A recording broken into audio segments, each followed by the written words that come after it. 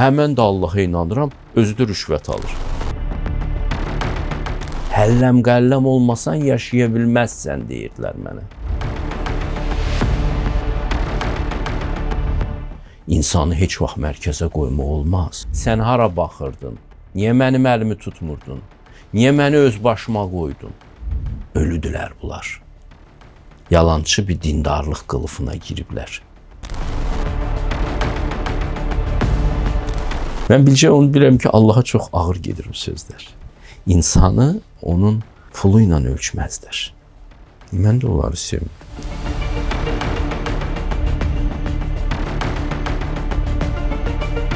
Kişinin gücü itəndə ortada sevgi qalır. Kişinin sadiq və sevgili bir qadına ehtiyacı olur həmişə. Mağarada belə xoşbaxt olmaq mümkündür. Hər vaxtınız xeyir. Oxazın bugünkü qonağı fəlsəfə doktoru, filosof Müşfiq Ötkündür. Xoş gördük Müşfiq müəllim. Xoş gördük. Müşfiq müəllim, illərdir axtarırsınız, araşdırırsınız. Adətən deyirlər ki, çox oxuyanlar dindən uzaqlaşır. Amma mən sizin kifayət qədər inanclı biri olduğunuzu bilirəm. İnancınızı möhkəm eləyən nədir? Gərək yoxlayasan da. Məsələn, mən bilirəm ki, nələri eləsəm, qəlbim özünün gözəl ayarlarını itirəcək. Allahın yasaq saydığı şeyləri eləmiş olsam, həmən bütün gözəlliklər çıxıb gedir sənin həyatından. Həyatının dadı itir. Səhraya düşürsən vadidəymiş. Cənnətdən qovulursan sanki. Özünün özündən belə zəhlən gedə bilər. Nə üçün yaşadığın belə mənasını itirərsən? Allahın qaydaları ilə yaşamağa gəlirsən, görürsən ki, həyatın çiçəklənir. Hər bir insan bunu bir neçə dəfə yoxlayıb həyatında. Mən də elə axmaqlardan olmuşam. Bir neçə dəfə ayağımı sağa qoymuşam, sonra sola qoymuşam. Ondan sonra bilmişəm ki, bu tərəfə getmək olmaz. Heç bir yaxşı şey gətirmir. Xeyir gətirir, şər də şər gətirir. Xeyrin sonu var, şərin sonu yoxdur. Yaxşı mənada sonu var da. Yalnız xeyir yolu ilə gedən, doğruluq yolu ilə gedən, dürüstlük yolu ilə gedən, gözəllik yolu ilə gedən insanlar xoşbaxt olurlar və bir nəsibləri olur. Konfutsi deyirdi, mən ömrü boyu buz üstündə yeriyirmiş kimi yeridim. Hər çırtıltıya qulaq asırdım. Ayağımın altı boşdur, yoxsa möhkəmdir. Yəni hiss olunur ki, bu adam da təcrübi yolla gəlib həqiqətə çatıbdır. Sizə bir şey deyim. Allaha inan mövzusu da deyil ha. İnsanların çoxsu Allaha inanır. Amma insanlar həqiqətə inanmırlar. Xeyrə inanmırlar. İnanmırlar ki, doğruluq yolu ilə getsələr xoşbaxt ola bilərlər. Əsil inan budur. Əsil inan, həmən də Allaha inanıram, özü də rüşvət alır. Onun nəyə yaxşıdır ki? Onun nəyə inandı ki? Sən gərək xeyrin bərəkətinə inanasan, şərin də təhlükəsinə inanasan. Onda başa düşəcəksən ki, bu xeyir və şərin Allahı var arxasında. Bunlara nəzarət eləyən Allah var. Əsil inam ondan sonra olur. İnsanlar inanmırlar ki, doğru danışmaqla xoşbaxt olmaq mümkündür. Mənim uşaqlığımda, gəncliyimdə belə idilər. Həlləm qəlləm olmasan yaşaya bilməzsən deyirdilər mənə. Həlləm qəlləm olmasan uğur qazana bilməzsən həyatda deyirdilər mənə. İsa Peyğəmbərin bir sözü var, deyir ki, bənnaların deyir istifadəsizdir deyə kənara atdıqları daş məbədin künc daşı oldu. O adam bunu yaşayıbdı həyatında. O adam da gərəksiz birisi kimi davranırlar dürüst adamla. Dürüst adam həyatın uğursuzu kimi ortalığa çıxır. Amma Allah bütün kitablarında bunu vurğulayır ki, mən dürüstlərin dostuyam, dürüstlər də mənim dostumdur. Buna inanan azdır. Müşfiq müəllim, insan özünü tanımadan başqalarını tanıya bilir? Yox. Təbii ki, özünü tanımaq, dünyanı tanımağın, bir də başqa insanları tanımağın yeganə üsuludur. Bir insanın başqa insanlarla problemi varsa, çox dərəcədə və şikayətçidirsə onlardan, çox dərəcədə bu adamın özü ilə problemi vardır və özünü tanımır. Çünki özünü tanımaq, bilmək artıq bu problemlərin 90%-ni həll edir. Məsələn, Konfutsi tələbələrinə deyirdi ki, narahat olmayın ki, insanlar sizi tanımırlar. Narahat olun ki, siz insanları tanımırsınız. Nə yaxşılıq tərəfini, nə pis tərəfini, narahatçılığınız başqa istiqamətdə olsun. Üstünlük anlayışı harda başlayır? Təbiətdə yoxsa şuurda? Şeytani düşüncədir. Mən ondan üstünəm. Taqor da deyir ki, balaca böyüklə qol boyun gəzir, ortabab isə özünü dartaraq kənarda gəzir. İnsan təəssüf ki, çox vaxt özünü o ortababın yerinə qoyur. O şeytani bir təfəkkürdür. Özünü kimdənsə üstün tutmaq və bundan bəhrələnmək, bundan qidalanmaq. Bəlkə uşaqlıqda, gəncliyimdə məndə də bu olubdu, amma sonra başa düşdüm ki, bu heç bərəkətsiz bir təfəkkürdür bu. Hətta olub ki, bəzi illərimdə elə meditasiya da eləyirdim ki, yeridikcə qarışqalara baxırdım, deyirdim ki, heç mən bunlardan belə böyük deyiləm. Ki, təfəkkürün bir normala gəlsin. İnsanı heç vaxt mərkəzə qoymaq olmaz. İnsan özünü mərkəzə qoyanda tanrılıq eşqinə düşür. Bütün həyatın nizamını pozur. Hətta sizə deyim, məsələn, bugün bu ekoloji problem var, ha. Bu ekoloji problemin özü də insanın özünü mərkəzə qoymasından qaynaqlanır. O egoizmdən ki, mən əsasam, hər şey mənim üçündür. Bu dağlar, dərələr, meşələr, hamısı mənim üçündür. Bu çox zərərli bir düşüncədir. Güclü kimdir? Hökm edən yoxsa azad olan? Güclü öz egosunu yenmiş adamdır. Azadlıq da odur, gözəllik də odur. İnsanın ən böyük düşməni onun öz mənidir. Heç bir düşmən, Budda deyir ki, adama nə qədər zərbə vursun, insan özü qədər zərbə vura bilməz, zərər verə bilməz. İnsan təkəbbüründən, mənəmliyindən çox zərər alır. Ona görə əgər özünü yenə bilirsə, insan ölümlə barışa bilirsə, çox güclü olur. Ölə bilirsə. Mesela ona görə şərqdə deyirlər ki, ölməmişdən əvvəl ölün. İnsanın ən böyük enerjisi ölümlə mübarizəyə gedir. İnsanın psixikası elə qurub ki, onda bir dirəniş var, müqavimət var. Bunlar mənə aid deyil deyə düşünür. Ölümü heç yaxın qoymuş. Ölümlə o qədər mübarizə aparır ki, onu yaxın qoymamaq üçün. Bütün enerjisi buna sərf olunur, zəif düşür. İnsanı zəif salan budur. Bəzilərinə həqiqətin dərki ölüm kimi gəlir. Ki bu insan həyatdan küsür, mağaralara çəkilir. Bu bir ölümə oxşuyur da sanki. Bu yaxınlarda bir pingvin obrazı dəbə minibdi. İnsanlardan ayrılıb dağlara tərəf gedən, okeana tərəf yox, dağlara tərəf. O insanlar ona görə diqqət edirlər ki, bu onlara peyğəmbərlik ideyasını xatırlatdı. Peyğəmbərlər də tərk-i dünya olurlar. Nəsimi deyir, cahanı tərk edib bezdim cahandan, cahan oldum haçandan.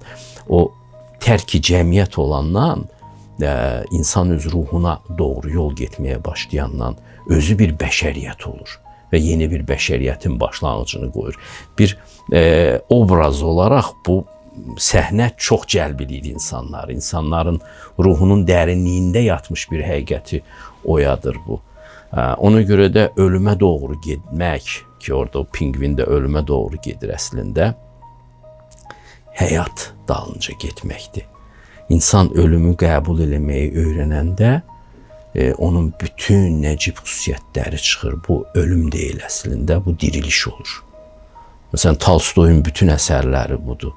Həyat dibə çatanda, İvan İliçin ölümünü məsələn xatırlayın. Həyat dibə çatanda dirilmə başlayır. İnsan ölümə zikr eləyəndə ciddi. Onun gücü artır, o çox güclü bir varlığa çevrilir. Gücümüz bizim orada xərclənir. Gündəlik həyatda xoşbəxt olmaq istəyən insanların sayı kifayət qədərdir. Amma mən son zamanlar müşahidə edirəm, bilmirəm siz də müşahidə edirsiniz yox. Yorğun, bezgin insanlara tez-tez rast gəlirəm. İnsan xoşbəxt olmaq üçün nə etməlidir? Vedalarda bir belə söz var ki, göyü yaylığa bükmək daha asan işdir, nəinki həqiqətsiz xoşbəxt olmaq. Ürəyim nə istəyir onu eləyim, yaxşı olacaq. Sənin ürəyin istədiyini sənə versələr, sən cəhənnəm yaradacaqsan öz ətrafında və öz həyatında. Problem budur.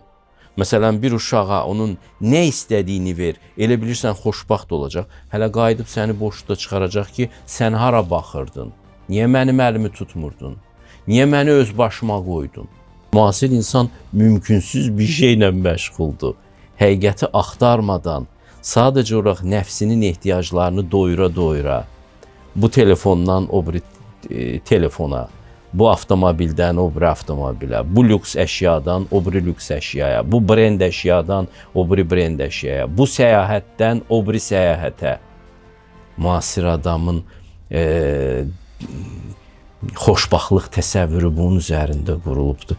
Dünyanın ən gözəl qadını ilə evlənsən, dünyanın ən yaxşılıqlı, yaraşıqlı, varlı kişisinə ərə getsən belə xoşbəxt ola bilməyəcəksən. Həqiqətsizliyin qoymayacaq. Amma həqiqəti dərk etmiş olarsansa, hətta əksik şərtlər daxilində belə xoşbəxt olmaq mümkündür. Mağarada belə xoşbəxt olmaq mümkündür. İnsan nə etməli olduğunu eləmir. Yeni bir şey fikirləşməyə çalışır. Nəfsi məmnun eləməklə xoşbəxt olmaq bu ağla sığmaz şeydir. Heç bir əsrdə bu axmaqlıq bu qədər populyar olmayıb. Biz bilirik ki, dinlər əxlaqı aşılayır. Sualım budur ki, dinsiz əxlaqlı olmaq çətindir. Dinlə əxlaqsız olmaq da mümkündür. Bunu məsələn Quran Maun surəsində göstərir ki, adamların namazı da var, ibadəti də var, amma ürəkləri xeyir əməllərə tələsmir.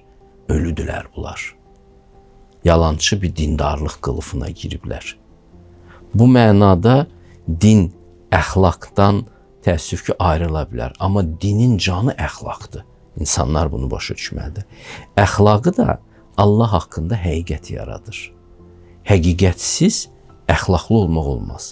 Əxlaq həqiqətə müvafiq yaşamaqdır. Həqiqətə müvafiq həyat tərzi deməkdir. Məsələn, bilirsən ki, ədalət nə deyən şeydir və o ədalətə uyğun həyatı qurursan. Bilirsən ki, yaranış son dərəcə qiymətlidir və ona uyğun həyat tərzi. Hətta özünə hörmət eləməyənlərə belə hörmət edirsən. Bəzən deyir ki, mən ona hörmət eləmirəm, çünki o özünə hörmət qoymur. Yox, əxlaq həm də odur ki, özünə hörmət eləməyənə belə hörmət qoyursan. Özünə zərər vurana belə zərər verməməyə çalışırsan. Ona görə əxlaqı həmişə həqiqətin dərki yaradır. Həqiqətin dərkindən nəsibi yoxdursa, adamda əxlaq yaranmır. O transformasiya baş vermir. Adam yalançı bir etiket sərgiləyə bilər sənin üçün, nəzakət sərgiləyə bilər sənin üçün. O əxlaq deyil. Nəzakəti səndən bir şey qoparmağa çalışan adamlar da sərgiləyə bilərlər. Dinlərin qadınları ucaltdığını deyənlər də var, kiçiltdiyini deyənlər də. Sizin fikirləriniz maraqlıdır. Dinlər qadınları olduğu kimi qəbul edir, yoxsa idarə olunan bir formaya salır? Dinlər heç kimi hansısa bir şəkilə salmaq istəmir. Qadın kimi yaşamalıdır, çünki onun qadın təbiəti var, ancaq o təbiət çərçivəsində o xoşbəxt ola bilər. Kişi də kişi kimi yaşamalıdır. Bu sərhədləri sadəcə olaraq tanıtdırır din insanlara. Müasir təfəkkür burada bərabərlik, eyniyyət prinsipinin pozulduğunu iddia eləyir. Ona görə də dini kitablar indiki politkorrekt təfəkkür baxımından politkorrekt sayılmır.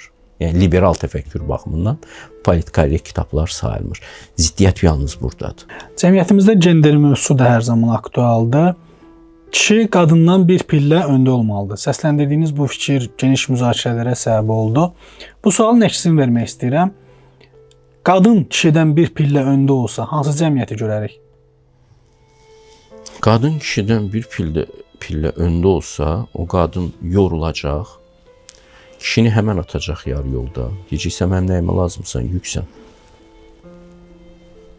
Qadın bir pillə önə keçsə, kişiyə ehtiyac hiss eləməyəcək. Kişi də çox həyatını mənasız hiss eləyəcək, gedəcək orada intihar eləyəcək. Qadın da yorulacaq, öz həyatının mənasını itirəcək. Elə biləcək ki, həyat ona əzab vermək üçün mövcuddur. Beləcə nə kişi xoşbaxt olacaq, nə qadın, nə də uşaqlar xoşbaxt olacaq. Bu bir harmoniyadır. Burada söhbət yalnız liderlikdən gedir. Ki, məsələn, siz istənilən iş yerində, istənilən müəssisədə, istənilən ordu birliyində lidersiz işləməyin mümkün olmadığının fərqindəsiz. Amma nəyə görəsə onlar elə gəlir ki, ailə lidersiz keçinə bilər. Allah kişini təbii lider kimi yaradıb ailə üçün. Burada yalnız bu vurğulanır, başqa bir şey yox. İndi kişinin liderliyini qəbul eləmirsinizsə, eləməyən qadınlar var, bunların şəxsi işləridir təbii ki. O zaman evlənməsinlər. Daha doğrusu ərə getməsinlər. Və ya elə bir kişiyə ərə getsinlər ki, onun liderliyi onların heysiyyətini incitməyəcək. Onlar çox rahat və sevinclə o kişinin liderliyini qəbul edəcək. Əgər kişinin liderliyi ailədə təmin olunmursa, o ailənin riski artır və o çeşitli fəsadlar yaradır. Həm uşaqların həyatında, həm ailənin həyatında. Yəni ola bilməz ki, sosial həyatda hər yerdə iyerarxiya var, düzən var, ölkədə prezident var, iş yerində rəis var, orduda komandir var. Hər yerdə bu var, amma ailədə anarxiya olsun. Ailə bütün bu cəmiyyət sisteminin birinci hücrəsidir. Orada anarxiyaya gəlib çıxsan, zamanla bütün sistem anarxiyaya dönüşə bilər. Ona görə fəlsəfi baxımdan da bu çox təhlükəli tezisdir. Sadəcə insanlar düşünməlidirlər. Əvvəlki əsrlərdə bu məsələ mübahisə yaratmırdı.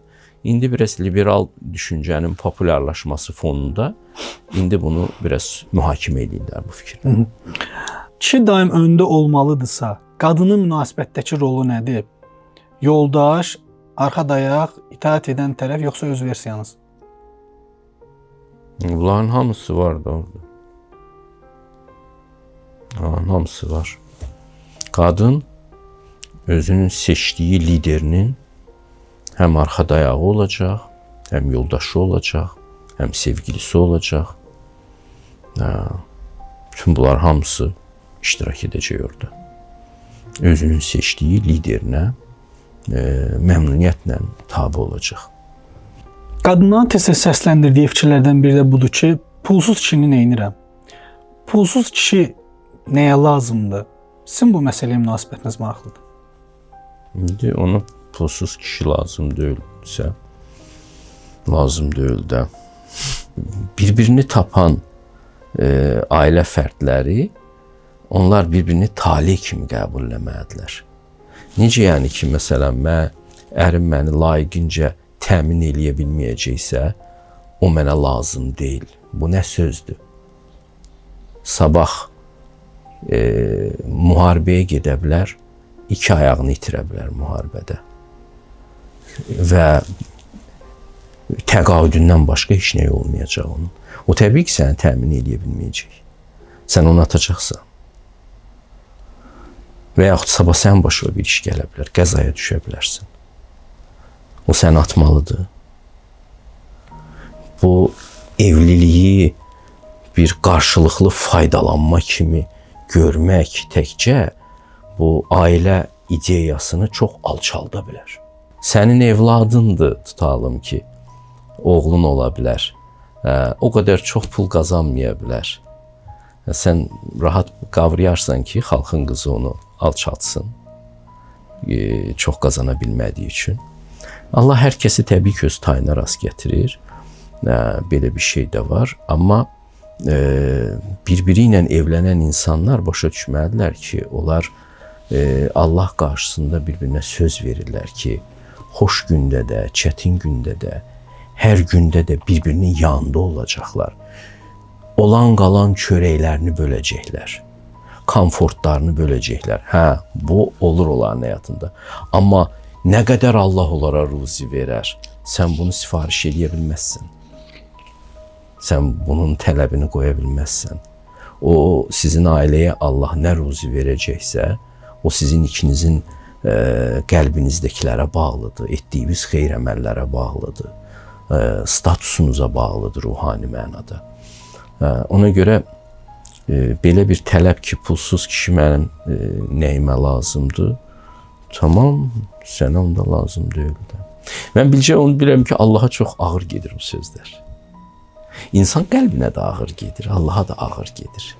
İnsanı onun pulu ilə ölçməzlər. İnsan o qədər qiymətlidir ki, onun ürəyində Allahın möhrü var. İnsan çox qiymətlidir. Zarafat eləyərsən insanla, böyük səhv eləyərsən. İnsana sayğı göstərmək lazımdır.